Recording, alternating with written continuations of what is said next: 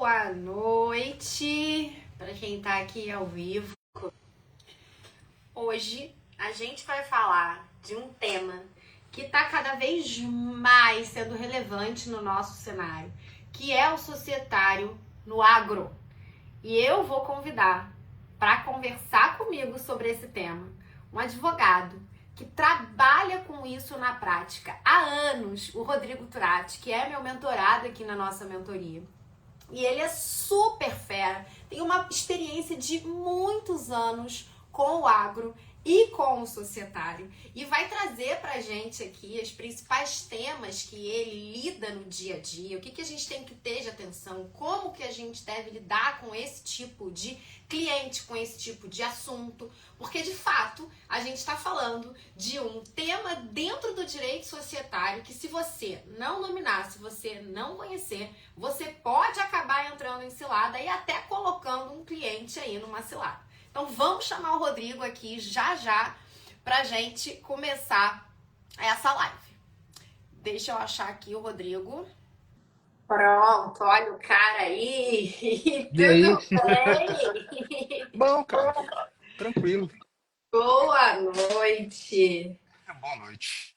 Ó, já vou te antecipando que foi só eu botar aqui que a gente ia fazer essa live que choveu de direct aqui do povo super interessado, falando que a gente tem que fazer mais de uma live, que só uma não é suficiente. O tema ele é muito complexo, né? E eu vou ser bem sério, semana passada eu até tinha pensado, acho que eu vou falar para Mariana para remarcar. Mas aí de novo, né, Mariana? Aí eu falei, não, Não, vou fazer isso comigo, com ela não. não é só comigo, as pessoas estão assim, ficaram super animadas, Rodrigo. A gente teve aqui uma quantidade de gente interagindo com a Uhum, mensagem de que a gente ia fazer essa live, ia falar do agro, até pessoas que não são advogados, contador. aham, Fiz a reunião hoje até com um cliente que falou: nossa, eu vi que você vai fazer uma live, eu vou assistir, que é da área. Então, aham. assim, tá super aguardado. A gente tem que já tentar marcar aqui uma segunda data que hoje não vai ser suficiente pra gente falar. Não, claro, para detalhar mais também, né?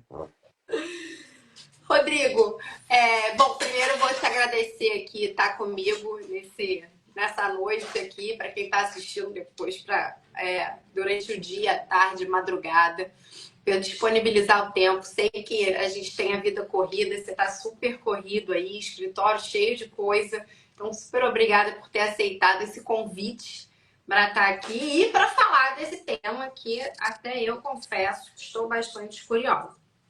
E Certo. eu vou começar aqui já te perguntando um pouquinho, pedindo para você falar um pouquinho de como é que você costuma enxergar a própria construção, né? Do que é, o que a gente está falando aqui? Societário agro, isso é o quê? São empresas, são famílias? Como que costuma ser a própria organização desse negócio, dos agronegócios, né? A gente sabe que Sim. tem sociedade, a gente sabe que tem pessoa física, então fala um pouquinho aqui pra gente de como é que costuma se estruturar o agronegócio. Quando a gente fala em agro, Mariana, é comum a gente esbarrar com aquela ideia de grupos no agronegócio, né? A gente tem muito grupos de família, ou grupos de sociedade, ou grupos geralmente familiar. Só que na prática, esses grupos eles não são grupos econômicos, ou seja, não tem uma relação de capital entre elas, né? Pode até haver empresas envolvidas, pode ter aquela atuação coordenada, aquela questão de interesses comuns, mas sem uma relação direta de capital, né? E, além disso, com o uso de recursos trocados. No entanto, pode ser também que seja um grupo econômico, só não é algo usual, né? E grupo econômico no sentido mais do fiscal mesmo, né? Só que é, esse grupo ele também não é interpretado como um grupo de sociedades, né? Não há geralmente uma convenção ou um contrato registrado na junta comercial, né, com cláusulas sobre combinação de recursos, etc. Não existe. E nós temos um grupo de fato, né? O grupo de fato, ele tem o seu problema, ele já carrega aí um problema inicial, que é a utilização do nome grupo, né? E a chamada ali confissão de irregularidade, porque você coloca o nome grupo, já advém essa irregularidade, né? Mas esses grupos são normalmente formados por pessoas físicas, tá? Pessoas naturais, ou uma combinação entre pessoas naturais e pessoas jurídicas, sendo que essas pessoas jurídicas elas podem ou não ter como sócias essas pessoas naturais. Só que mesmo tendo ali uma separação de direito, né? Cada um tem uma personalidade jurídica própria. Mesmo havendo essa separação, na prática, elas acabam atuando em conjunto, né? Na hora de, se você pega, na hora de comprar, na hora de vender uma área, por exemplo, eles fazem isso no nome de uma ou alguma das pessoas físicas ou jurídicas, não necessariamente todas. As máquinas são usadas em conjunto, né? Os rendimentos da atividade rural são partilhados e isso tudo mesmo se a propriedade ela for atribuída a apenas uma ou alguma das pessoas, naturais ou jurídicas, ou se o arrenda, por exemplo, se for o caso de exploração da atividade rural no imóvel de arrendamento, se o arrendamento ele tem como arrendatário apenas uma das pessoas físicas ou jurídicas, ainda assim todo o recurso ele é compartilhado, ele é partilhado, né? A renda, então, ela é vista na atividade rural, ela é tratada sempre como uma renda do grupo, independentemente da pessoa que está relacionada. Então, esse é, é uma ideia, eu acho, inicial sobre a configuração desses grupos, né? É, eu falei na renda, só que não só rendas. A gente, além de compartilhar, além de partilhar as rendas, há a partilha das dívidas também, né? Então, as dívidas acabam sendo comuns ao grupo, ainda que elas sejam contraídas por uma ou alguma das pessoas físicas ou jurídicas, o que é muito comum, né? Você utilizar os nomes de pessoas físicas em determinadas operações financeiras e deixar de utilizar em outras. Então, eu utilizo, por exemplo, o nome do pai, né, para contrair uma operação com determinada instituição financeira, e o nome do filho para outra instituição financeira, e não por má fé ou qualquer coisa, não. É mais pela questão do CPF ali do produtor, né? E além disso, né, além de ter esse tomador de crédito, tem a questão da garantia. Então, geralmente não, mas em alguns casos você verifica que o tomador de crédito é uma pessoa e o interveniente garantidor é outra pessoa, só que ambos do mesmo grupo, né? Formam ela. Só que isso gera um problema posterior. Então é uma. Esse ponto que você falou é muito interessante, Rodrigo, porque é comum a gente ver que as pessoas, como em qualquer setor, né, elas começam a trabalhar sem formalizar a relação que elas estão tendo ali. Sim, E aí, quando a gente começa a ter discussão, quando a gente começa a ter o que você bem colocou, né? Quando você está distribuindo frutos positivos, a renda, tá todo mundo tá todo mundo feliz. feliz. Agora, quando começa a dívida, você colocou um ponto muito importante, assim, olha, a gente tem muito financiamento que vai buscar ali, né, no CPF de determinadas pessoas que estão explorando a atividade em seu nome próprio, garantias. E pode ser que a atividade tenha algum tipo de dificuldade e esse credor, eventualmente um banco, vai buscar ali a satisfação dessa garantia. Na sua experiência, como é que funciona isso? Como é que seria, né, o ideal para essas pessoas se organizarem? Que a gente tem um tema que eu queria até também que você falasse um pouquinho, né, de por que a gente usa muito os CPFs ao invés de CNPJs para uma questão tributária, né? Então, é muito comum você ter o imóvel ali no nome da pessoa física e a gente tem um arrendamento, outro tipo de operação. Então, se você puder falar um pouquinho sobre essa estruturação formal do negócio, né? E pontos positivos e negativos de ter ou não ter ali um contrato formal, né? Não necessariamente uma sociedade. É. É, no caso de dívida, Mariana, o banco ele vai atrás de quem está como devedor, como fiador, como avalista, né? Geralmente são cédulas de crédito, então é a figura do aval, e da garantia.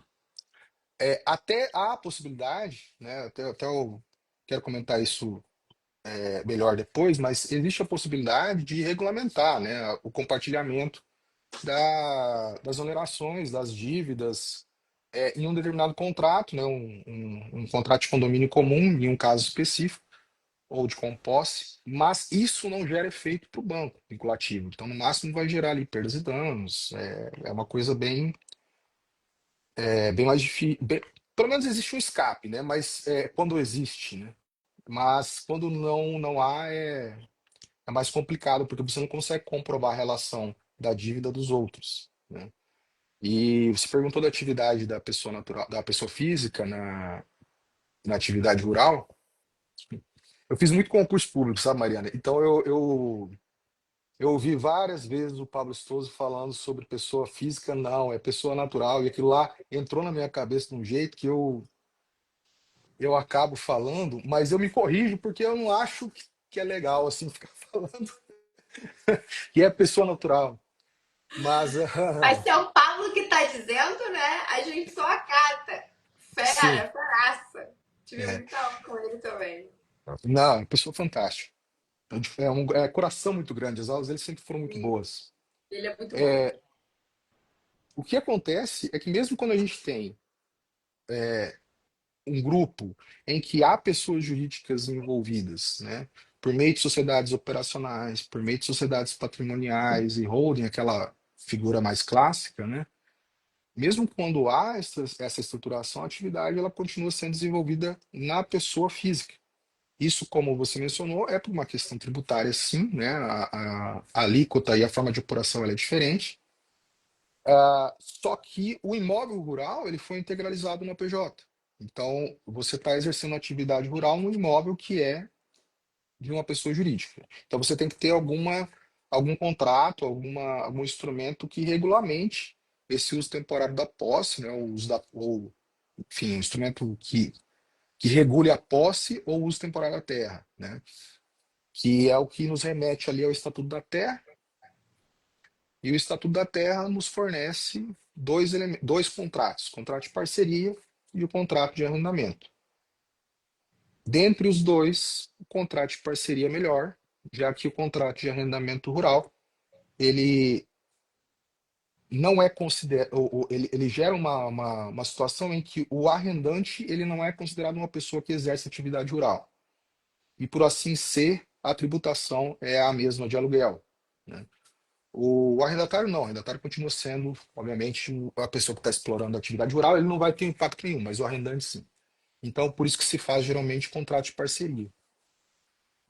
E o contrato de parceria, assim como o contrato de arrendamento, mas o contrato de parceria, especificamente ele não basta a gente ter só o nome de contrato de parceria, ele tem que ter um conteúdo bem, bem, bem específico, sabe? Ele tem que ter uma divisão tanto no instrumento sobre os frutos, e se possível também, né, as despesas, conforme a participação, porque o Estatuto da Terra ele coloca mínimos e máximos ali de percentuais na participação dos frutos da parceria.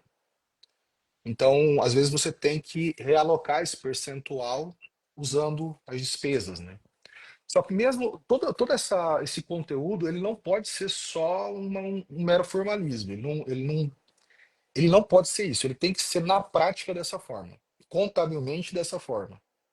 Porque se o fisco vier atrás e você não tiver comprovação, ele descaracteriza a parceria rural e gera o arrendamento e você paga. Aí Vamos você lá. consegue fazer parceria de pessoa física que é detentora de um imóvel rural com uma outra pessoa física, misturar pessoa física com jurídica. Como é que costuma ser esse contrato de parceria na prática? E é onde que entra o maquinário aí que a gente sabe que é importantíssimo, né? no meio dessa estruturação? Contrato de parceria se nós vimos ali para o Estatuto da Terra, ele tem uma previsão de que apenas o parceiro outorgado tem que ser pessoa física ou conjunto familiar. O parceiro outorgante, que é o proprietário da terra, ele não tem obrigatoriedade de ser pessoa física. Então, essa é uma primeira característica. É, existe uma discussão muito grande sobre a possibilidade do parceiro outorgado ser pessoa jurídica, mas daí já foge um pouco também. O, a parceria ela pode ser estabelecida tanto entre pessoas físicas quanto pessoas jurídicas. Desculpa, entre pessoas físicas, pessoas físicas e pessoas jurídicas. Por que que se faz a parceria? Porque um é o dono da terra e o outro está explorando. E essa exploração ela é feita em parceria por quê? Porque, segundo o Estatuto da Terra, o que existe aqui é uma. Deixa eu pegar aqui. É uma concorrência de, do que o proprietário ele está concorrendo com a parceria. Então ele pode, por exemplo, a previsão legal expressa. Se ele concorre apenas com terra nua, a participação é no máximo 20%. Quando concorrer com terra preparada, 25%. Terra preparada mais moradia, 30%. Caso concorra com benfeitorias, e etc., ali vai para 40%. E o último, que é os 75%, é o caso de pecuária ultra extensiva. Só um Isso detalhe, é uma esses limitação da percentuais, própria lei, né, Rodrigo? Ou seja, você não, no sim, contrato você não pode estabelecer mais do que isso. Talvez isso possa ser é, um ponto de atenção ali para as pessoas decidirem não fazer um arrendamento quando eventualmente querem ter um não, percentual diferente desse ou não. não dá para fazer, não dá para fazer a parceria fora desses percentuais.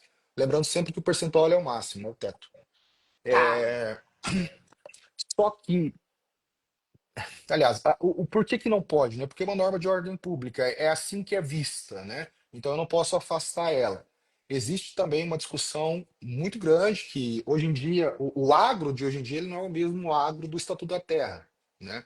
Então, por ser isso, há aquela discussão sobre a aplicabilidade mais do direito privado do que essas normas de ordem pública, nesses casos. Mas continua sendo discussão.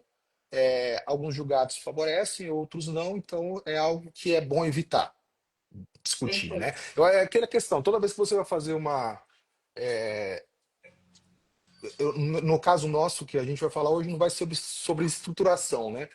Mas toda vez que você vai fazer uma estruturação, você tem que verificar ah, nessas questões previamente para ter uma estrutura melhor. Maravilha, perfeito. É, vamos lá. E aí, o que mais eu quero saber aqui? É, essa estruturação Ah, que a gente.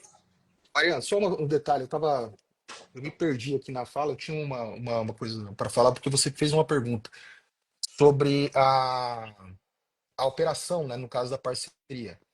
Eu, eu, eu até mencionei que ela deve ser feita ali, com uma regularização contábil muito grande. Se você vê se o seu cliente ele não vai conseguir na prática isso, conseguir regulamentar isso na prática, dar efetividade ao disposto no contrato de parceria, ou a contabilidade ela tem uma divergência com você ou uma divergência com o cliente nesse sentido. Fala, não, não vamos fazer dessa forma. Se você verificar isso, que você vê que a parceria ela vai estar só no contrato, é melhor pensar em alternativas diferentes para que seu cliente ele continue exercendo a atividade rural na pessoa física. Uma delas, uma das ferramentas que não dá para aplicar em todos os casos, seria a integralização da nua propriedade. Então, em vez de integralizar a propriedade inteira, eu integralizo apenas a nua propriedade. Aí, como eu reservo o usufruto, eu não preciso fazer contrato de parceria nenhum com a PJ. Eu continuo usufruto, então eu exerço. Só que essa ferramenta ela não é aplicável em todos os casos, justamente porque os bens imóveis eles não estão, na maioria das vezes, concentrados em uma pessoa só. Aí, como não estão concentrados em uma pessoa só, não tenho por que fazer essa integralização de numa propriedade, a não ser se for para tentar reduzir ali o TCMD, né? Mas é isso, né? E tem uma outra particularidade dentro do fiscal e do contábil ali da parceria, que é a inscrição estadual. Então, se a gente tem ali é, um regime de parceria com pais, filhos, por exemplo, né? Nós precisamos fazer uma inscrição estadual da parceria, né? E essa inscrição da parceria, onde vai estar, por exemplo, o pai, três filhos e o irmão.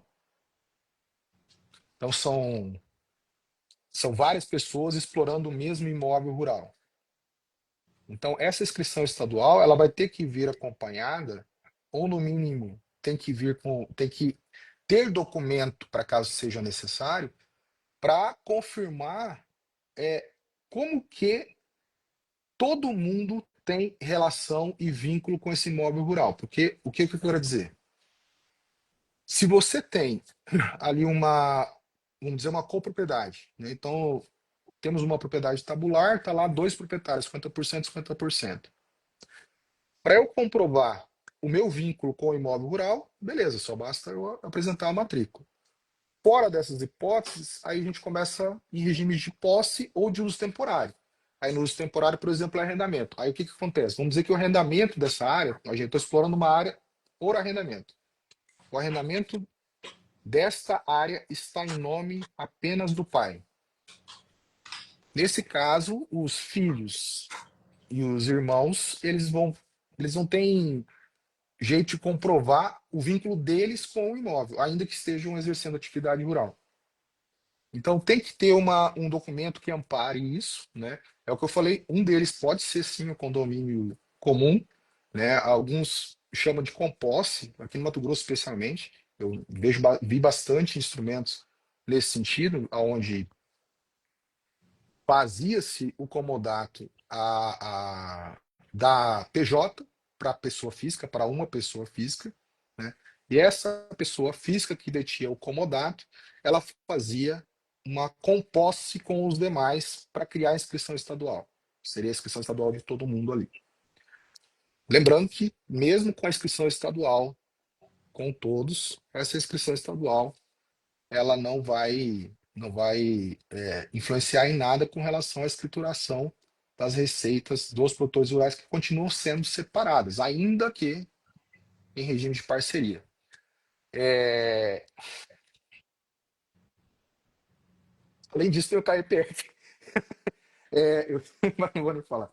É, eu acho que assim, Mariana, é legal, sabe, a gente ter essa noção de de que a atuação dentro do agro, no societário do agro, em planejamento sucessório, para quem faz, ou em societário pós-dissolução, pós-planejamento, no caso, você não pode ignorar todas essas particularidades que o mundo do agro ele tem, né?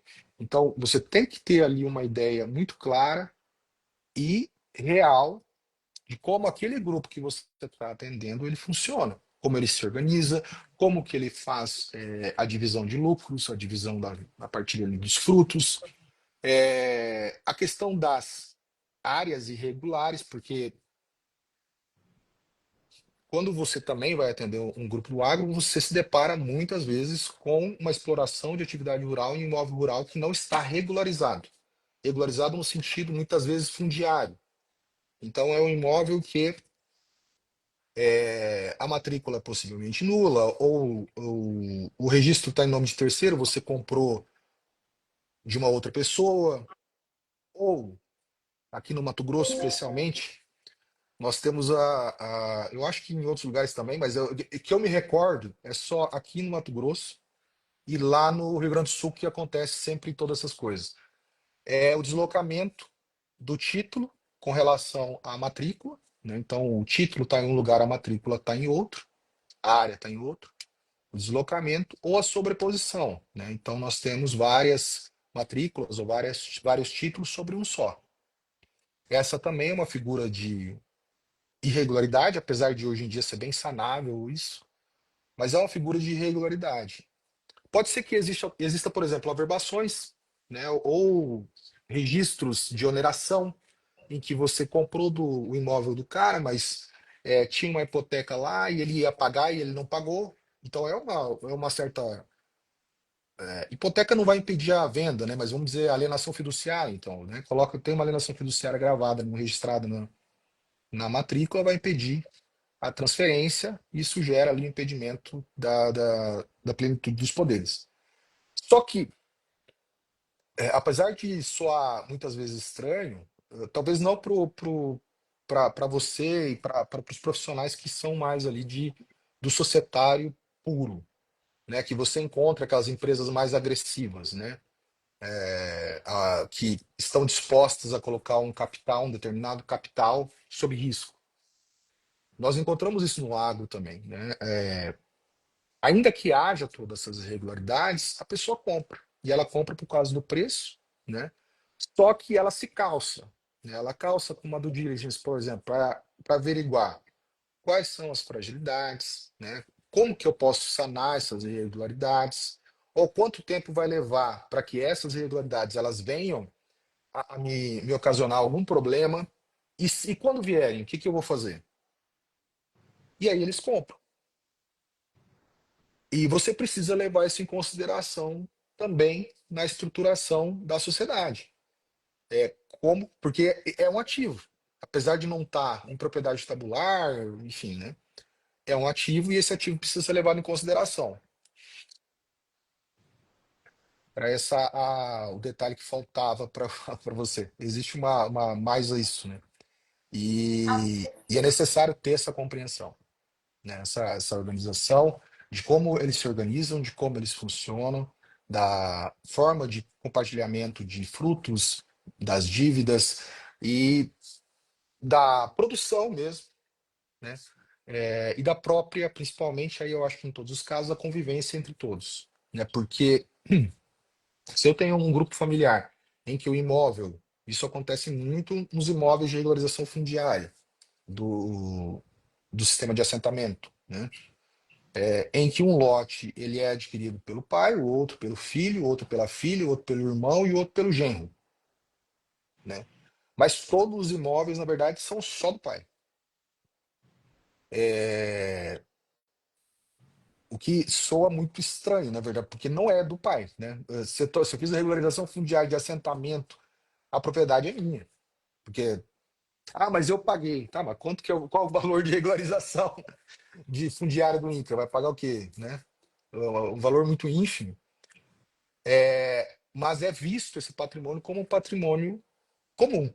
Só que ele é visto somente enquanto a sociedade tiver legal, tiver ok. A hora que o trem desanda, principalmente os advogados, eles costumam defender exatamente essas teses. Não, mas isso aqui é dele. Isso aqui não é da família, não. Está aqui no nome dele. Mas então como é que o outro exercia lá? Tipo, ele deixava, permitia ele. Mas é uma boa ideia, vamos cobrar agora o arrendamento dele, sabe? Então, a gente precisa também ter essa consideração, né? Essa noção no agro. Perfeito, Rodrigo. Falei É muito, né? muito comum a gente ver a irregularidade, né, fundiária, e às vezes a gente pega imóveis ainda que nem tem assentamento, né? Que tiver o registro do imóvel ali, é algo muito antigo, ainda referenciando o imóvel com o nome das outras pessoas que fazem fronteira, né? Então você não tem como um imóvel aqui em São Paulo, que você vai olhar matrícula X, faz É, divisa com o imóvel matrícula Y. Você fala, eu ontem peguei, né, por acaso, peguei um caso que era uma divisão, na verdade, de um imóvel rural, que era exatamente isso, né? Era de fato uma sociedade sim, que 4 irmãos tinham, mas eles exploravam a atividade rural em conjunto, em condomínio, no imóvel rural.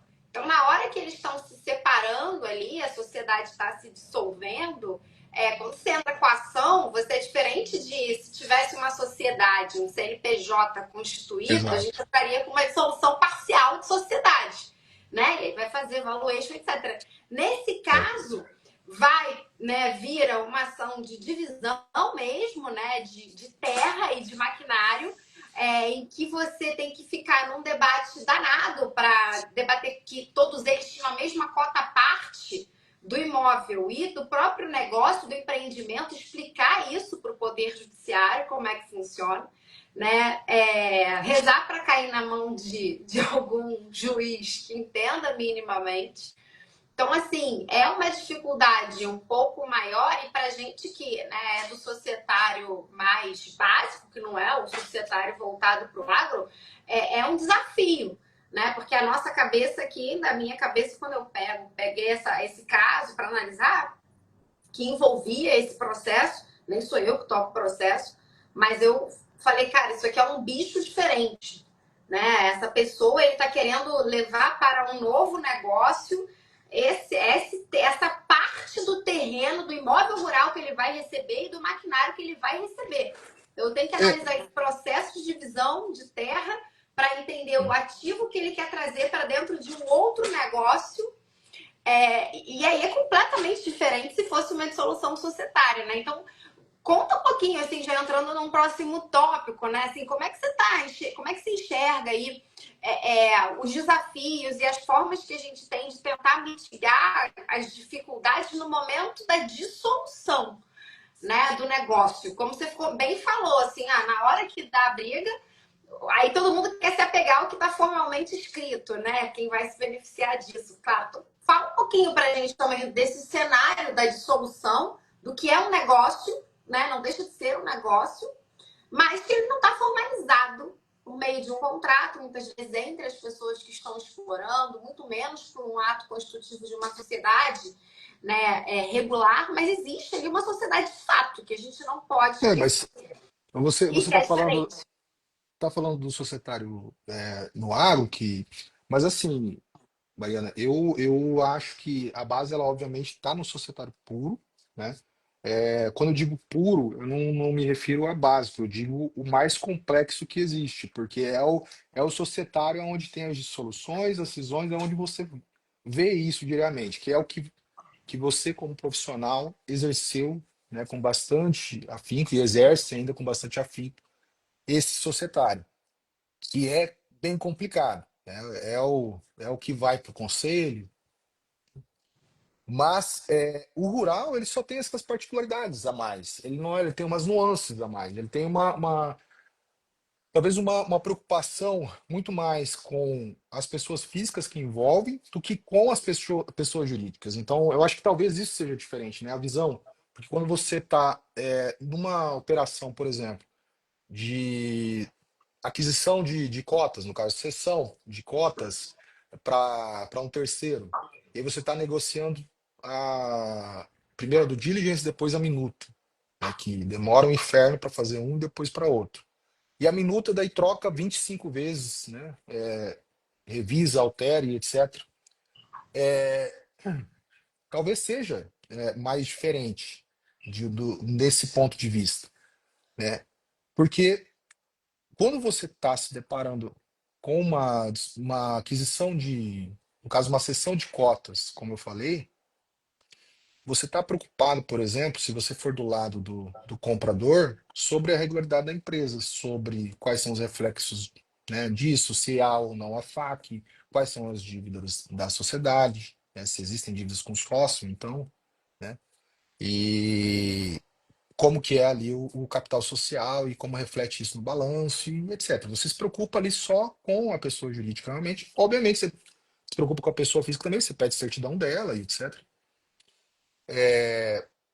E coloca ali as ressalvas nas declarações de responsabilidades, mas o foco ele é sempre a PJ. Agora, quando você vai para o rural, quando você vai para o agro, nós temos uma preocupação maior com como as pessoas físicas funcionam nesse caso.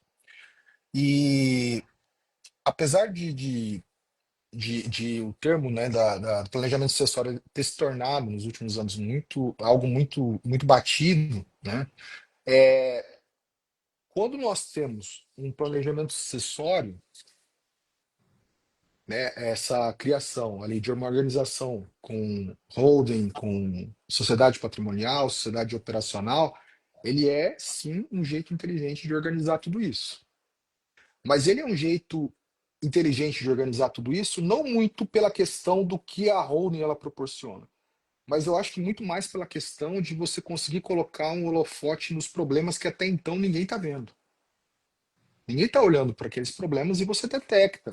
Então falou, ó, gente, está acontecendo isso aqui. Ó, o imóvel está no nome do genro. Se ele divorciar ali, ele vai ficar com ele. Regulação fundiária, né? O título está só no nome dele. É, e o que fica, obviamente, sempre mais acentuado quando a gente está em grupo familiar, né? Mas os riscos, eles são verificados. Se você tiver um planejamento sucessório anterior, eles vão ser verificados naquele momento, né? Tirando alguns profissionais, e não todos, que fazem uma padronização de holding, né? Que eu não conheço, né, esses profissionais, mas já ouvi falar. Os demais, eles têm essa preocupação em identificar essas peculiaridades também, né? E é interessante ter essa preocupação com os problemas, com os riscos, justamente porque nós temos eu acho que no agro, né, Mariana, no agro nós temos uma fé societatis, né, uma vontade de ser sócio que está sempre sob teste, né? Nós temos ali a mudança geracional, então vem uma nova geração, vai começar a exercer atividade rural, vai entrar primeiro na empresa ali como com um determinado cargo, aí vai elevando, aí chega no conselho familiar se tiver, ou em outras atribuições maiores. Então, temos uma mudança geracional que causa um impacto nos demais sócios. Tem o divórcio, né? Tem a dissolução de união estável, tem a, a própria ali, a divergência entre adquirir ou vender imóveis rurais, de investir, de a divergência, inclusive, sobre o reinvestimento e sobre a distribuição dos lucros. Então, quando vem todas essas divergências, que a gente chama de impasses, né, que é interessante a gente ter, além do enfoque, além do foco do problema, cláusulas que te auxiliam a resolver esses problemas, para que o societário realmente haja ali sobre essa situação. E isso se Sociedade assemelha salva, muito né? isso assemelha muito ao puro. Mas se você lembrar, Mariana, eu várias vezes eu estava na mentoria, né? Quando eu apareço, geralmente é aquele problemão mesmo, né? Mas que não tem nada de documento que ampare. Nada, nada, nada, nada, nada. E você pensa, então beleza, então nós vamos fazer. Eu me lembro que você tem até um story fixado, que eu acho que é exatamente desse meu caso. Né, a sugestão que você tinha colocado, que é uma sugestão brilhante, sobre a questão de criação de holding, integraliza o crédito, daí ela titulariza a dívida contra outra PJ, fez uma organização brilhante ali para a resolução do problema.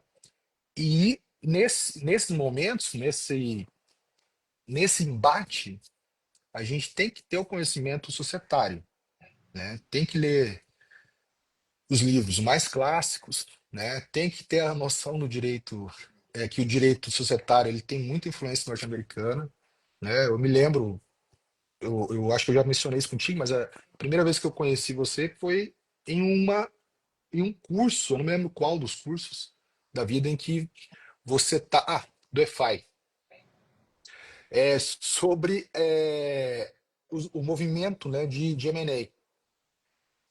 E você menciona que, olha, gente, vocês têm que se habituar que aqui a gente só vai falar inglês, pô, sabe? A maioria dos termos é em inglês. E você precisa se habituar a isso também. Então, eu acho que quem já é do societário, para se habituar no agro, talvez você encontre empecilhos por ausência de contato direto, né? No meu caso, eu tive uma sorte enorme, né? Além dos, dos clientes que há 10, 12 anos atrás me deram essa oportunidade, eu tive a felicidade também de ter uma sócia, iniciar uma sociedade na advocacia em que minha sócia ela veio do agro durante muito tempo, ela atuava no agro, atuava também no setor, em setores, em departamentos dentro do agro, no jurídico do agro. Então, é uma pessoa que me acabou auxiliando. Acabou não, ela construiu, na verdade, sabe, a nossa sociedade. Eu acho que ela tem essa base. E aí é que eu queria também chegar. Você não precisa ter necessariamente todo esse conhecimento, né? Eu não tenho todo o conhecimento sobre o agro, sobre como funciona, mas é interessante você ter nesse momento profissionais que te auxiliem. Então, se você olhar essa atividade societária no agro como multifacetária, assim como o societário puro, em que você, por exemplo, quando vai fazer uma cisão, você vai precisar de uma empresa especializada para laudar. E Sim. você tem que contabilizar isso. Você tem que pensar, beleza, então tá. Então, em primeiro lugar, eu vou colocar no contrato de honorários que, ó, meu serviço ele é limitado a isso aqui, eu não tem nada a ver com laudar e eu não vou pagar nada. Né? Você que arque. Só que aí, quando chega para contratar a empresa, você gosta de uma empresa determinada e o teu cliente acaba pegando a empresa mais barata que faz um laudo ruim. Ah, aconteceu bastante isso já.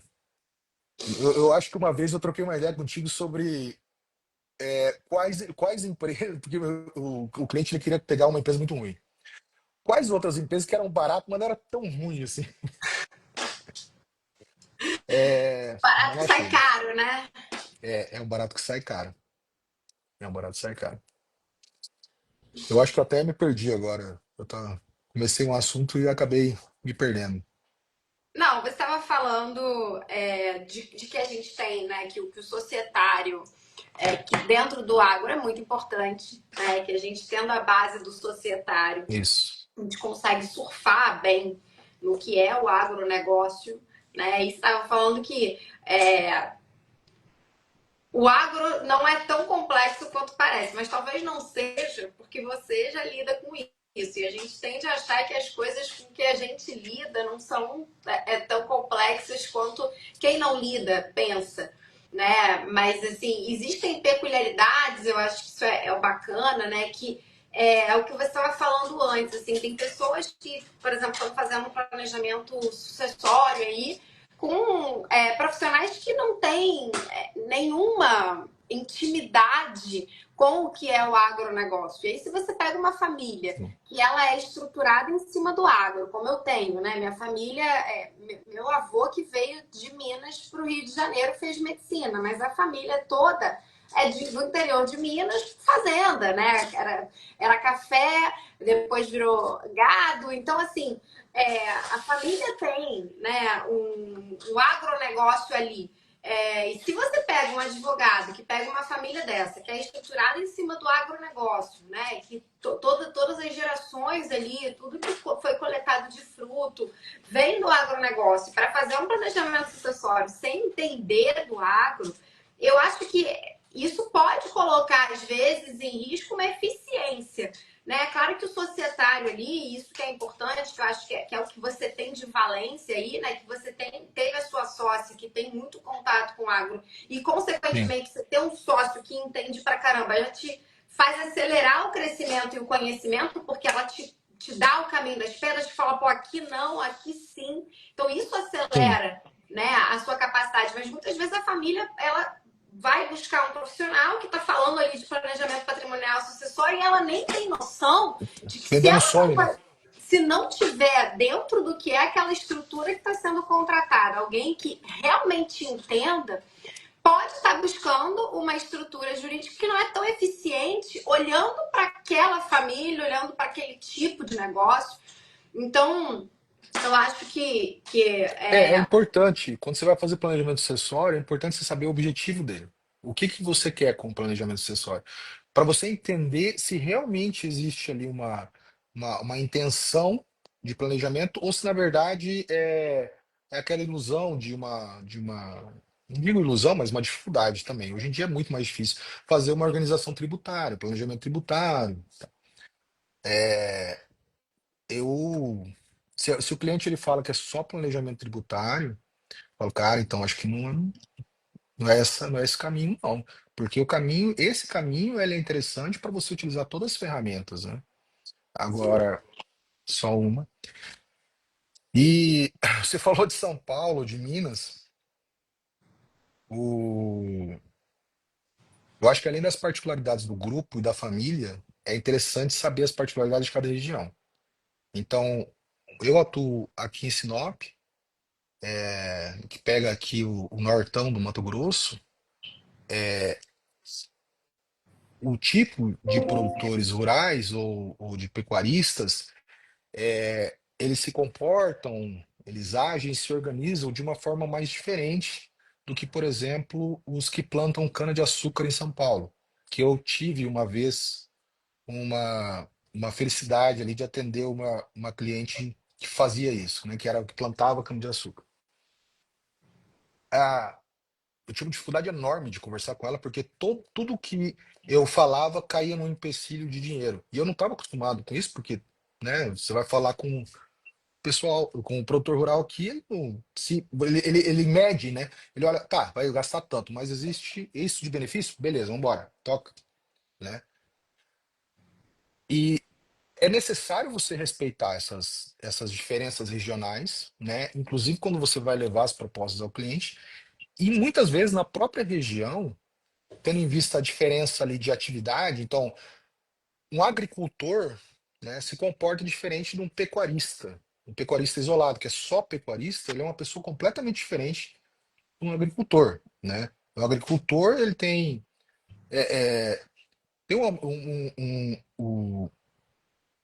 uma pessoa aqui em Sinop que chama Ricardo Nicolau, que ele me disse isso uma vez, eu gravei exatamente ali a frase dele, que ele falou, que o pecuarista, no caso do pecuarista, você verifica o problema já quando os filhos de pecuarista eles não querem assumir a atividade.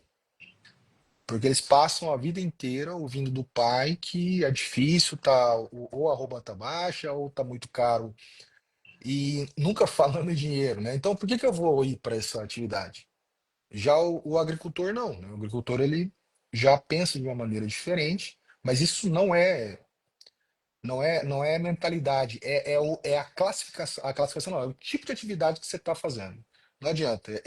A não ser que você seja agricultor e também tem ali pecuária, e aí você vai tratar também a pecuária de uma maneira diferente, e o negócio se desenvolve. Então é importante você ter essa noção, né? A gente falou de arrendamento. Quando você tem um arrendamento de uma área para agricultura, o valor é substancialmente diferente de um arrendamento para pecuária. Eu já fiz contratos de arrendamento de pecuária que sinceramente, eu falei, cara, eu não arrendava. Porque, né, mas aí o que que você vai olhar? O solo ele não tem não tem nada que favoreça ali ao plantio. O que sobra é isso. A pessoa está disposta a pagar, daí ela abre um pedaço da terra e você vai, né? Mas é necessário entender todas essas peculiaridades também de cada região e de cada tipo.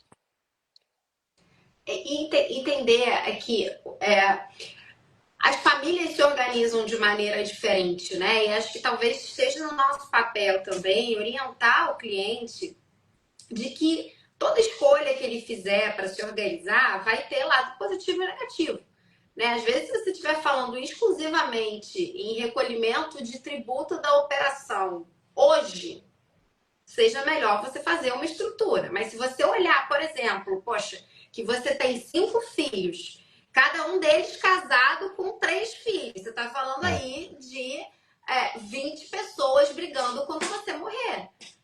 Então, pode isso. ser que hoje, do seu ponto de vista tributário, seja melhor você deixar um contrato de parceria ou um arrendamento, algo do gênero, mas se você pensar no evento morte, o tipo de dor de cabeça que vai ter, o custo que essas pessoas vão ter, e não só o custo financeiro, mas o custo emocional, né? A gente vê muito, assim, morre o É patriarca, emocional, né? fica a matriarca, ela, não, acabou o almoço de família de domingo. É. Então, assim, poxa, pode ser que a eficiência tributária não esteja em você construir uma holding ali e já organizar como vai ser a estrutura desse negócio dentro de uma sociedade, mas se você olhar o custo emocional, o custo financeiro no longo prazo, isso é o que mais faz sentido. E aí vem o societário e vem o bom acordo de sócios, que é o que eu queria que você falasse um pouquinho. Né, dessas cláusulas que a gente tem, para que a gente tem possibilidade de colocar num acordo de sócios, num evento da gente fazer uma constituição de organização societária do que é esse negócio, né? E a gente encapsula isso em uma ou mais holdings, em empresas, em sociedades. A gente tem a figura do acordo de sócio sendo um instrumento relevante. Né? Então, eu queria que você falasse um pouco. Eu estou olhando para baixo aqui, Rodrigo, porque eu estou com a minha cola, tá? Eu fico com a Ah, cola tá. aqui dos Não, pontos fica que a tranquilo. gente vai Não tá falando olhando o e o meu celular, não, iPad né? deu uma travada. Eu falei, meu Deus, eu não posso perder o ponto. Deixa eu voltar. Mas Sim, eu queria que você falasse um é. pouquinho. Não, eu vou começar assim. Eu acho que se não tiver um bom acordo de sócio, você vai estar num problema muito grande já, né? Em todos os casos, mas enfim, no rural por todas essas, no agro por todas essas peculiaridades. Então, você tem aquelas cláusulas gerais. Eu acho que principalmente as cláusulas de impasse, elas são essenciais.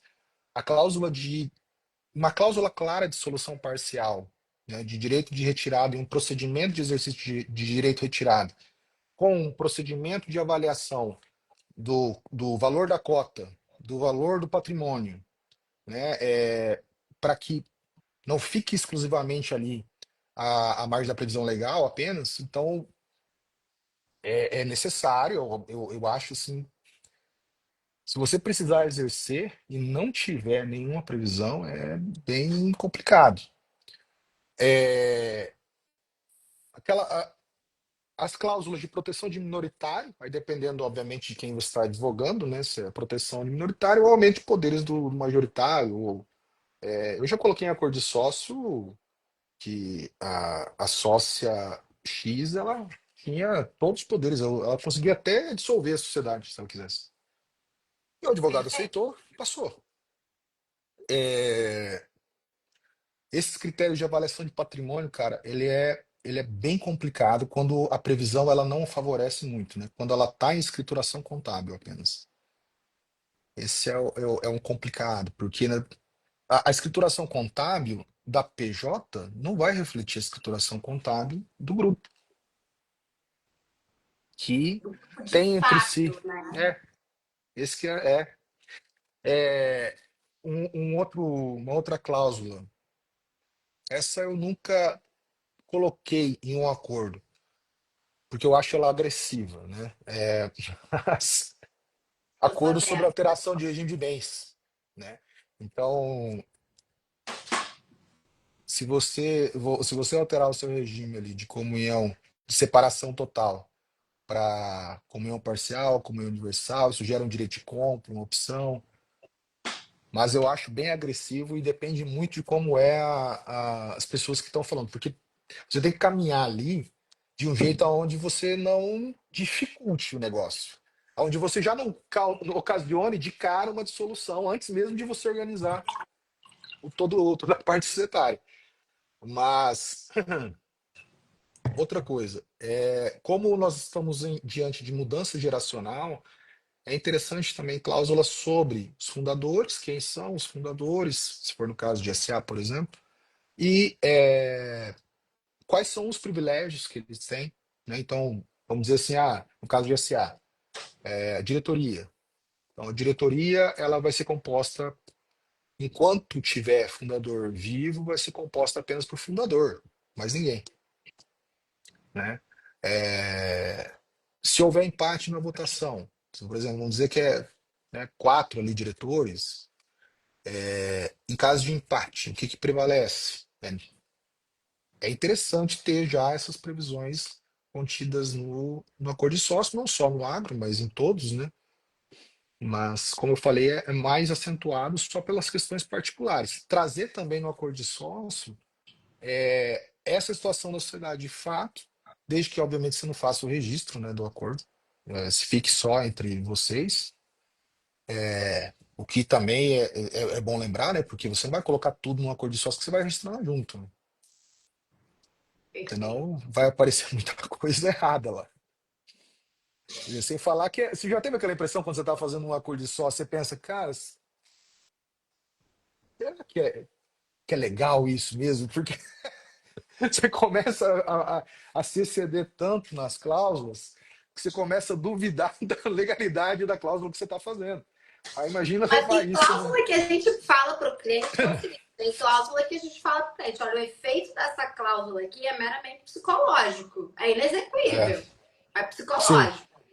Se a pessoa, quando tiver que usar a cláusula, não tiver bem assessorado, o advogado que. A gente pega isso direto. Assim, eu tô sem brincadeira com uma arbitragens e duas negociações só de cláusulas de não compete escrita sem nenhuma validade, mas que a pessoa chega apavorada que, eu tenho não compete, aí você olha assim, não tem remuneração pelo não compete, não tem uma delimitação clara do que são as atividades, é a atividade presente e futura da empresa. Então, se amanhã a empresa aqui hoje produz copo de vidro, resolver prestar mudar, serviço de vai mudar. auditoria, eu não posso prestar serviço, isso é uma loucura.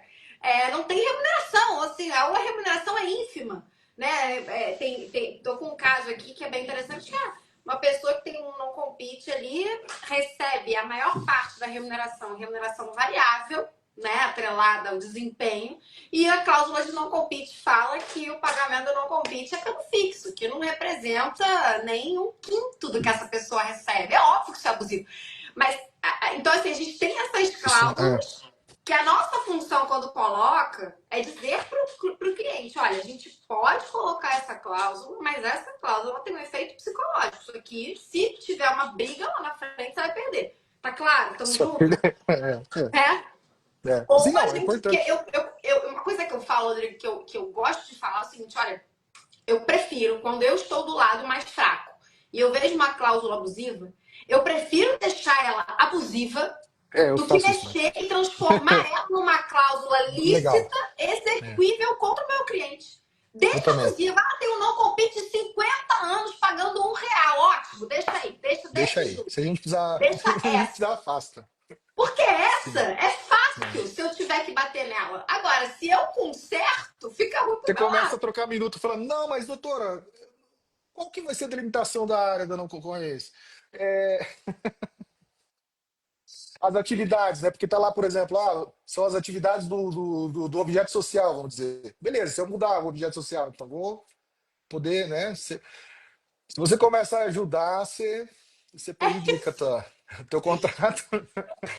Tem momentos em que, pra gente, a depender do lado que a gente tá na negociação, que é melhor mesmo deixar mais abusiva lá, deixa lá. Assim como é importante também, quando a gente está colocando alguma cláusula que a gente olha, isso aqui é questionável, a gente tem que falar para o cliente: olha, a gente está colocando essa cláusula, se amanhã depois vier uma discussão, ela é questionável, mas tem um efeito psicológico, porque para o leigo, o efeito psicológico vale muito. E não só o Sim. leigo, o sócio, mas o advogado que não é especializado. Porque você Eu pega o já advogado que não usei. é especializado, ele acha que aquilo ali é uma verdade, é um contrato que está assinado, a pessoa assinou. Não, mas ela assinou sim, mas se você assinar que você está vendendo todos os seus órgãos em vida, é válido? Não. Se você estiver negociando a herança de pessoa viva, é válido? Não. Você pode assinar? Pode, você assina o que você quiser, se vai ter validade ou não. São outros 500, né? Eu já fiz acordo de sócio para alterar o contrato social, né? A pessoa assina e depois eu forço a previsão. Eu alterei nesse caso uma para uma PJ de prazo determinado. Aí eu coloquei uma previsão no acordo de sócio que vencido o prazo, quem decidia por encerrar era ela. E Maravilhoso! não, rolou, passou, foi embora. E aí eu consegui fazer a reversão ali do que estava acontecendo. Você utiliza, realmente. E tudo isso para quê, né? E tudo isso porque a gente está pensando o que realmente pode acontecer com todos os seres humanos, né? Que é a desavença, né? um verificar que não era aquilo que queria, né? Ah, eu achava que era uma coisa, agora é outra. Ou um achar que o outro está ganhando mais, né? Tiver não tem auditoria, por exemplo, ou implanta uma auditoria, a pessoa se sente coagida porque fala, não, mas como assim estão implantando uma auditoria aqui? E tudo isso gera as dissoluções totais e parciais, principalmente as parciais, e é por isso que é necessário toda essa visão do acordo de sócio para a gente ter a visão do pós-planejamento. A hora que a gente precisar usar essas disposições, se elas vão ter alguma eficácia, se elas vão realmente dar uma base para você, nem que você encha de cláusulas abusivas, mas tenha algumas ali que te deem o ponto-chave do que você precisa, né? O que nem você mencionou, eu não vou levar pro judiciário, para arbitragem, já o meu erro na cláusula. Não, deixa eles que apurem qualquer coisa, né? Mas eu vou evidenciar a que eu tenho certeza que vai me dar ali a efetividade do direito. E por ser sociedade e tem família envolvida, eu tinha falado antes, a Fex Societatis, essa vontade de ser sócio, ela está sempre sob teste. Sempre sob teste. Tá? A qualquer momento pode explodir. Porque parece que não, sabe? Mas geralmente quando ainda estão vivos todos, os da primeira geração, não existe. Não, tá latente, mas assim, da primeira geração já batem na mesa e falam, não, não, não, vai ser assim, vamos continuar desse jeito e acabou. Né? Então, quem manda ali é a primeira geração. Quando começa a aparecer a segunda, aí o negócio começa a ficar mais diferente, né? Porque o sobrinho, o filho de um irmão tem mais direitos ou recebe mais do que o filho do outro irmão, sendo que a sociedade ela é a mesma participação de todos. E acho que Aí nisso, começou aí. Rodrigo, e eu queria trazer, ver isso com você também, né, na sua experiência, porque um ponto que a gente vê super importante em sociedades, né, que dependem da atuação dos sócios, é importante, a gente sempre tenta trabalhar isso com os clientes, que eles estabeleçam dentro do acordo, dos contratos que eles têm, dos acordos que eles têm, qual a função de cada um. Porque amanhã ou depois Sim. a gente fala, sócio não é obrigado a trabalhar na empresa, né? Se ele é um produtor rural, tem um contrato com uma PJ e tem que cumprir esse contrato, são outros 500. Mas ele sendo sócio de uma pessoa jurídica que explora uma atividade rural, ele não tem obrigação de trabalhar, né? Então, como é que você vê essa estrutura dentro dos acordos? Né? Essa É, o, necessidade de a gente já identificar o que é a atividade de cada um, eventualmente na ausência de um, seja pela morte ou por uma doença, né, que acometa a pessoa, a gente sabe que chegando numa idade você não consegue mais, né, fazer determinadas coisas, natural do ser humano. Como é que você está lidando com isso nos seus acordos?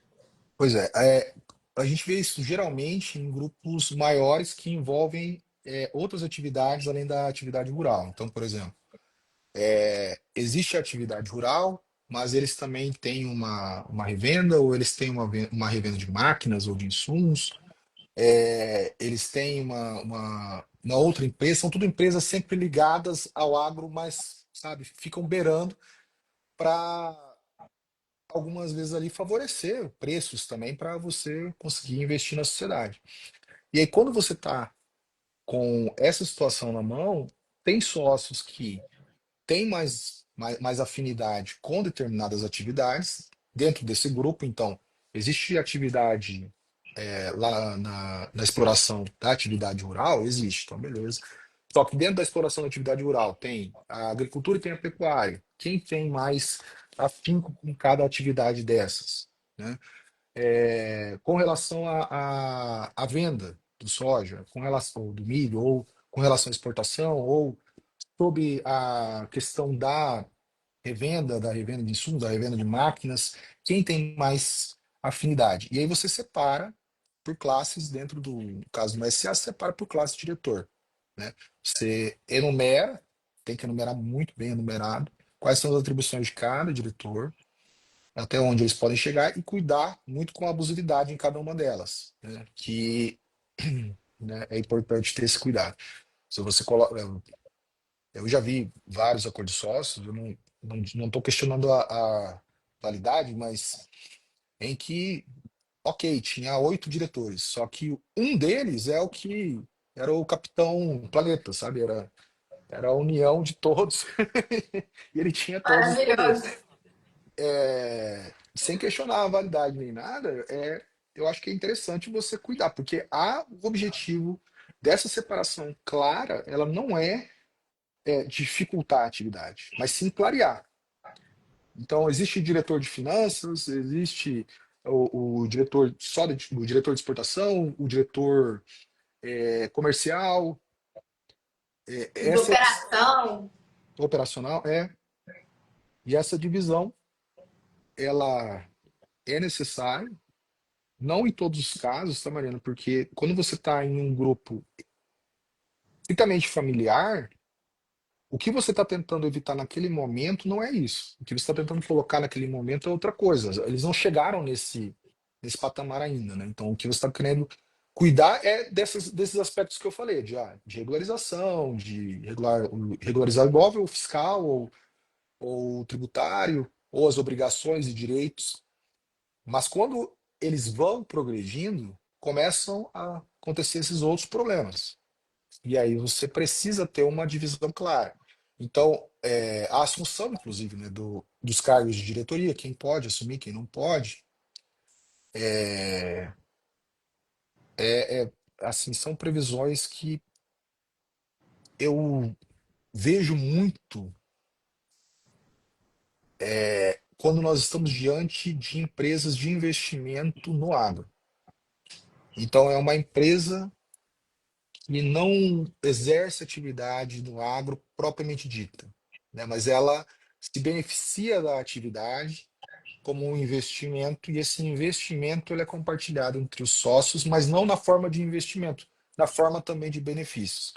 E aí você constrói, porque como os benefícios são muito mais valiosos do que os investimentos, acaba tendo uma necessidade de regulamentar muito bem todas as funções da diretoria, porque, sei lá, vai ter aí uns 150 sócios ou 150 acionistas, então é necessário ali ter uma, uma, uma previsão clara para o exercício das atividades e atribuições, quem vai exercer. Então, o diretor administrativo, por exemplo. O diretor administrativo vai ser exercido somente pelo sócio fulano de tal, que é uma PJ onde qualquer um do corpo societário deles pode ser. Mas por que ele? Porque ele é o cara que organizou todo o investimento. É, sabe, tem uma lógica, né?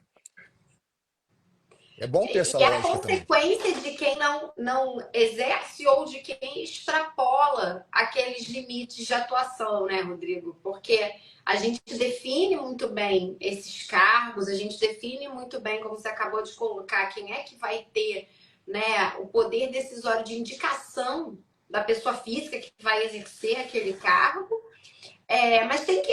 Isso só faz tanto sentido se você tiver a consequência, né, do descumprimento daquela regra. Sim. E aí, você falou assim, é lógico que um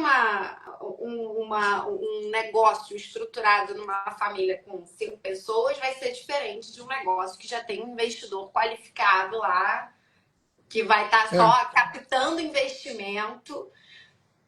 Você tem uma organização diferente e acordos diferentes, né? você vai chegar num momento, dependendo do cliente, que ele vai, vamos dizer que existe esse perfil mais arrojado, de você talvez, vamos fazer uma empresa, vamos fazer uma venture capital ali para você tocar só esses negócios mais arriscados, né? Porque acaba, querendo ou não, dando muito problema no CPF dele, né? Ele acaba acumulando todos os problemas que existem. Então você pode chegar assim num momento em que isso vai ter que ser aplicado, você vai ter que falar para o seu cliente, mas o que você mais vê é que você é chamado para apagar um incêndio existente já, né? Então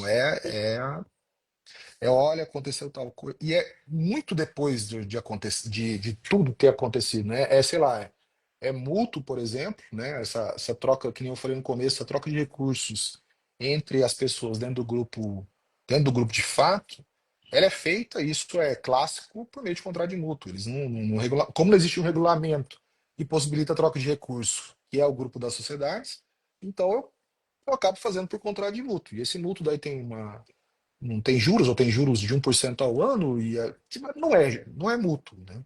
Nunca é devolvido. E por nunca ser devolvido, eu continuo tendo direito de crédito perante a PJ. Aí, tendo o direito de crédito, se tiver aí uma previsão que me facilite a vida de integralizar esse mútuo, esse crédito, é bem legal, hein? Se colocar, eu acho que favorece muito. Economiza bastante. Né, economia. Você tem que ver de que lado de que lado da mesa você tá. Se você quer colocar que todo aporte tem que ser convertido em participação societária, ou se Não, você quer que você fique livre para fazer a não, de maneira decisão. nenhuma. Não vou colocar em AFAC, não vou fazer nada disso. Vamos deixar como dívida mesmo.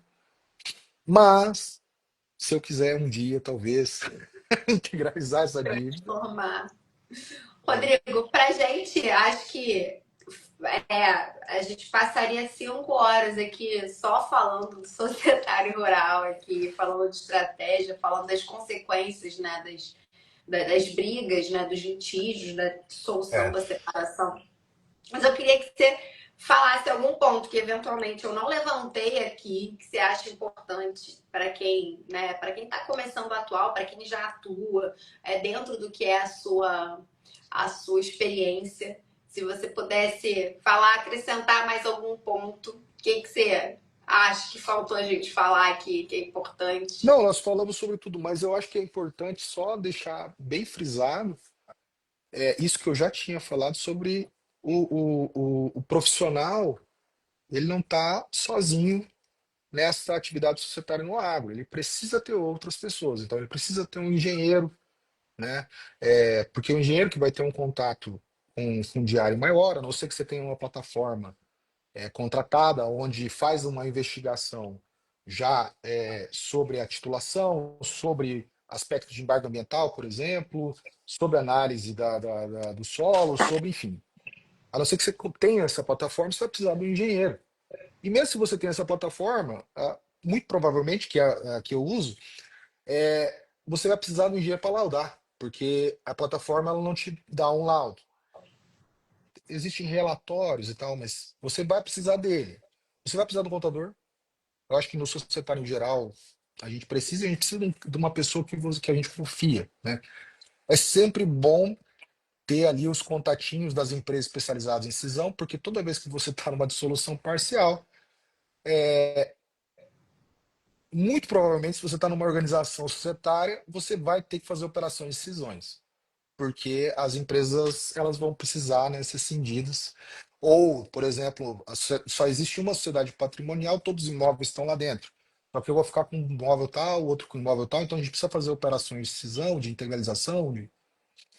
É necessário ter esses profissionais ao lado de você, né? E ainda que você não tenha experiência no agro, você consegue, por meio realmente de conversa, de parcerias, ter um contato maior. Por exemplo, o teu cliente te pergunta algo que você não sabe, você consegue. Você tem um contato, você tem uma pessoa que você de confiança, que você conversa, ela vai te explicar, ó, não, isso aqui é assim, assim, assado. E não necessariamente um advogado, né? Pode ser um outro profissional. É, E eu acho assim que o objetivo maior, eu lembro que quando a gente começou a falar sobre essa live, você havia sugerido em nós fazermos sobre holding rural, né? E eu falei, olha, eu faço holding rural, mas não é o que eu mais faço. O que eu mais faço é o depois, é o que acontece depois. Isso é o que mais faço. E então eu acho que o que daria para o que eu conseguiria contribuir mas seria nesse aspecto da solução do societário no agro, mas trazendo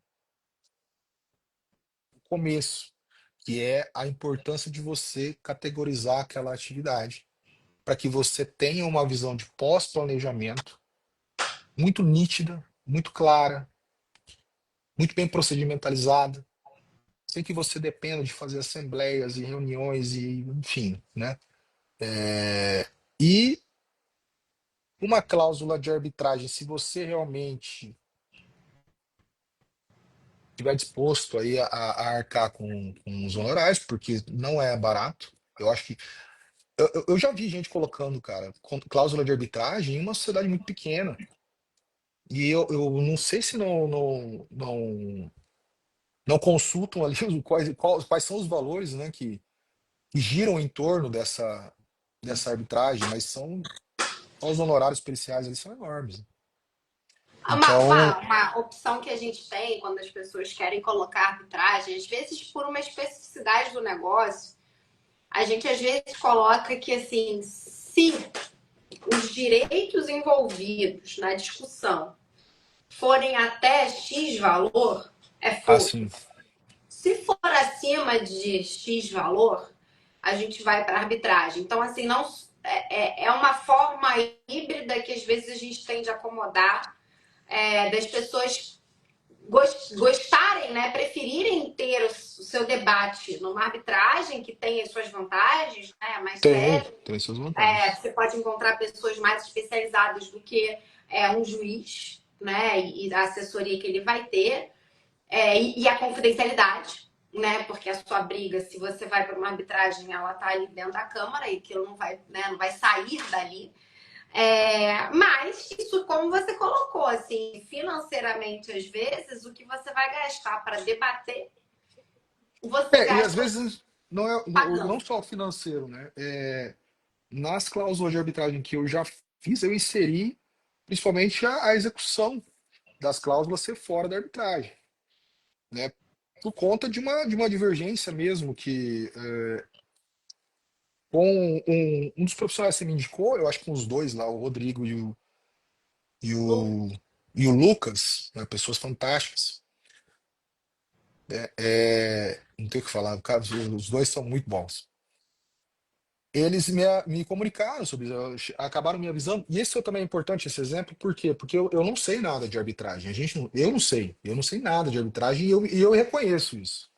Eu não vou me aventurar em arbitragem sem conhecimento nenhum, porque eu sei o prejuízo que vai dar. Então, vou precisar de um profissional do meu lado. E aí, nesses casos que eu coloquei a arbitragem, eu coloquei as exceções na arbitragem para que seja efetivado diretamente no judiciário. Geralmente eram obrigações relacionadas à multa ou obrigações de fazer. Então, por exemplo, se você tem ali uma previsão sobre a necessidade de assinatura de um documento, se houver tais requisitos preenchidos, que a pessoa não assina, você vai pedir uma liminar, depois entrar com arbitragem, né? Porque você obrigatoriamente vai precisar fazer isso. Olha, a arbitragem ela tem que ser escolhida com bastante cautela, né? E a Câmara Arbitral principalmente também. Isso com certeza. A Câmara É, vai fazer toda a diferença. Mas isso são detalhes que a gente vai aprendendo, né? Porque a parte procedimental, a arbitragem, é importante você ter alguém que seja especializado. sim. Ao mesmo tempo que esse advogado, que às vezes é especializado no procedimento arbitral, não vai ter a especialidade, né, de conhecimento de como funciona ali uma atividade rural por dentro, como funciona a própria mentalidade das pessoas envolvidas, daquele tipo de negócio, daquela família, como você colocou um pouco mais cedo para gente, né? Cada tipo de empresário, de cada setor, de cada região, tem uma forma de pensar e existe um mercado que funciona de determinado jeito, são os usos e costumes. Né? Então é importante, a parceria é super importante para a gente ter um resultado mais eficiente. Fora isso, mais algum recado? pra gente encerrar, que já são 9h20 aqui. Aí são 8h20, né? São. Tanto que eu achei que começava às 6 aqui, e às 19 ali. Então eu tô pronto desde as, desde as 6. É, não, eu tenho um detalhe só, mas é só uma curiosidade mesmo. Eu bati muito em irregularidade imobiliária, porque eu acho que eu nunca falei isso para vocês nas mentorias, mas eu venho da parte do. Eu venho de uma formação de cartório, né? Quando eu me formei e eu fiz o exame da ordem, claro, passei, peguei a carteirinha, tudo direitinho, mas eu fui fazer concurso. Aí primeiro eu fui começar a fazer concurso do Procurador Banco Central. E Jesus amado, a pessoa ela tem que ser muito dedicada e focada naquele cargo, cara. É muito ruim uma prova. Eu quase chorei naquela prova. Cara, direito financeiro, econômico é muito horrível. Aí, um amigo meu, o André Vilaverde, que era de Sinop, assumiu um cartório em Timon, no Maranhão, e hoje em dia está lá em um registro de imóveis em, esqueci o nome da capital, Pernambuco, Recife. É, ele me disse, cara, por que que você não começa então a fazer concurso de cartório? É uma boa e tal. E quando eu fui começar, eu falei, não, beleza, eu vou começar. Como que eu estudo aqui? Ah, você pega essas leis aqui e estuda. Você se lembra da primeira vez que você leu a lei da SA? Que nó que deu? Cara, é um mundo completamente diferente.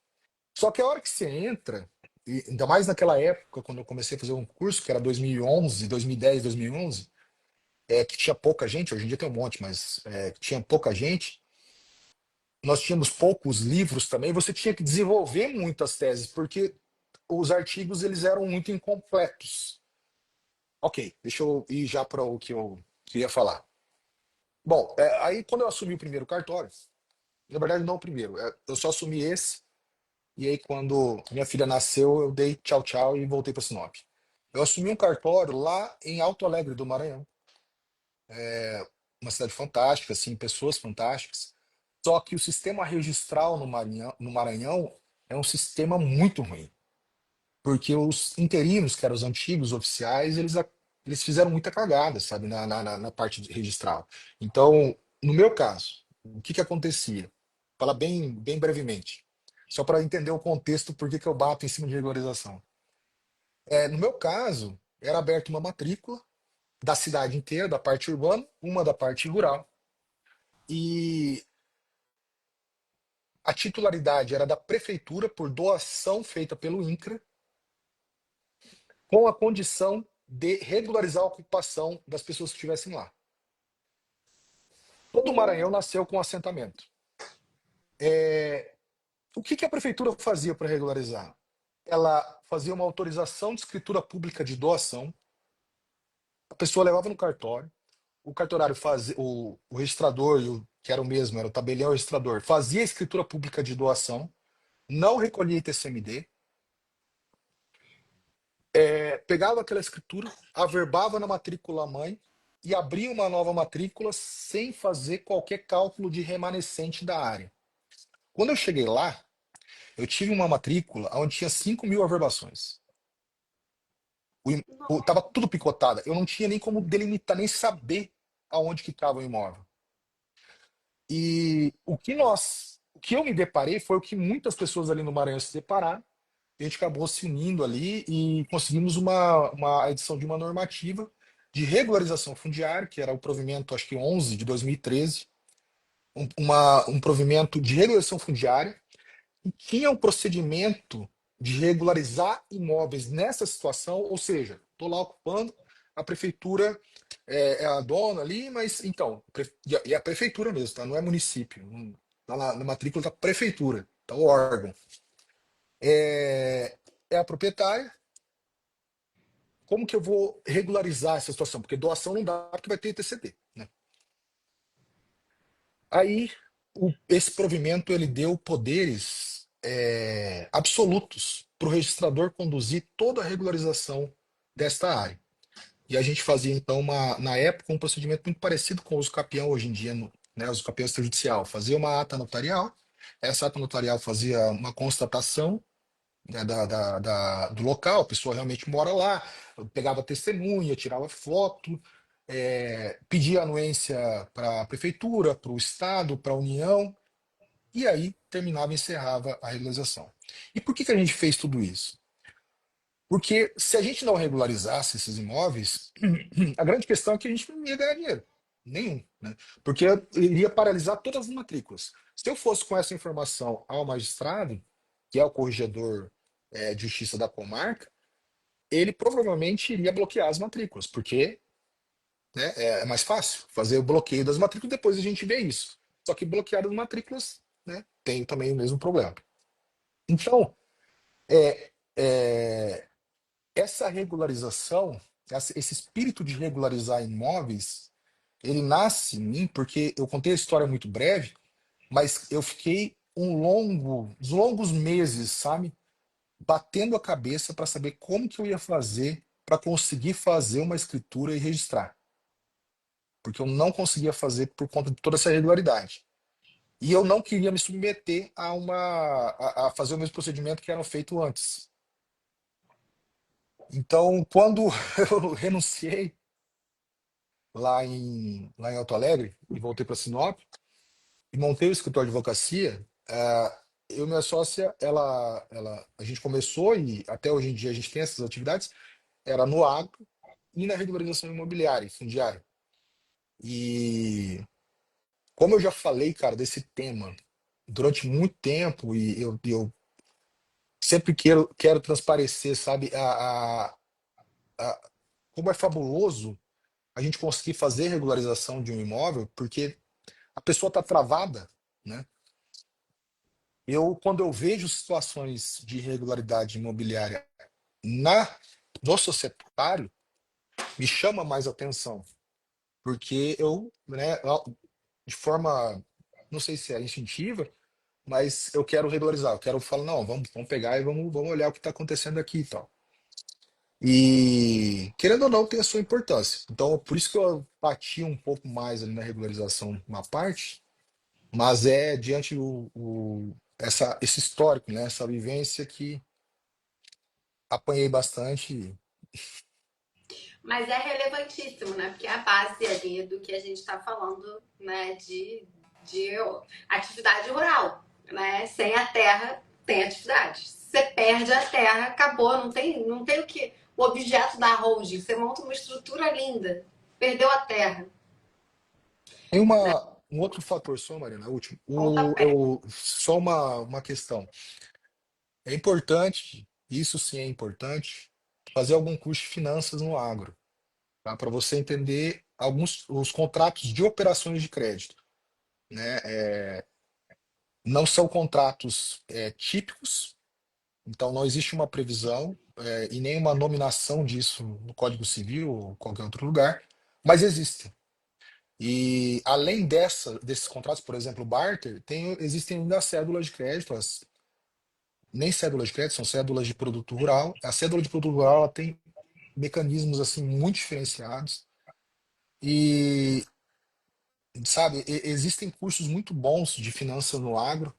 Eu me lembro que eu fiz um na época com a Maria Piscina, eu acho que é Agro School, fazendo propaganda, né? Mas, mas é que o conhecimento ele é necessário, Mas sabe? é Esse bom você conhecimento é necessário, compartilhar. porque você vai conversar com o produtor. E o produtor vai trazer, muito provavelmente vai trazer todos esses termos. E aí você tem que saber, né? A parte do tributário até que você pode falar, não, então veja bem, olha, tributário quem faz, não. Mas na essência do agro você precisa saber, né? Você vai conversar com a pessoa. Espero que tenha sido satisfatório. Foi Eu, maravilhoso. eu acho que realmente existem muitos temas, né?